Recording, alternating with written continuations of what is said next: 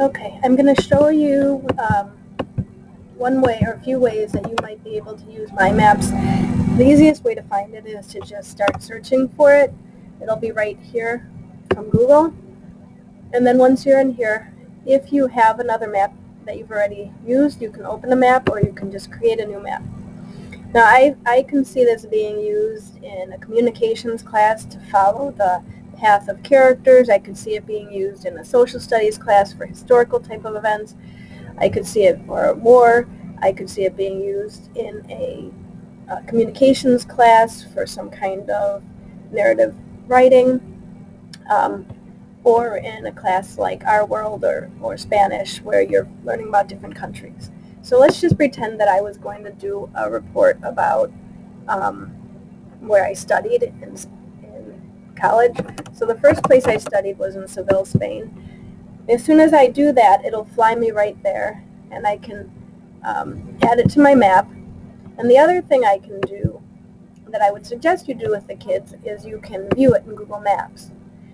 And once you do that, it starts out in a regular map, but you can see that right here, in just a second, hopefully, this little, well, a few things. First of all, over here you have pictures that you can just flip through.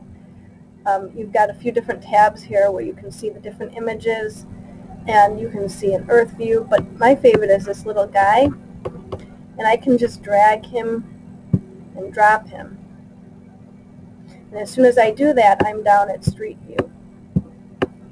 So you used to have to do this through Google Earth, but now it's part of Google Maps. So once you've let the kids explore and see the real Earth views, the other thing you can do back here is you can add pictures.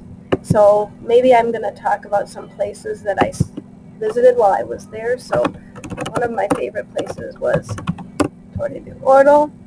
So I can choose that and add it. And I can add up to, I think, 20 different pictures.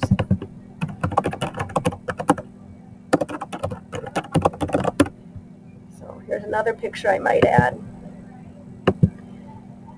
And then I can put in some narration. So I can say Seville, where I studied Spain. And I can say my junior year I studied at the university. And obviously you can have them write much more than that.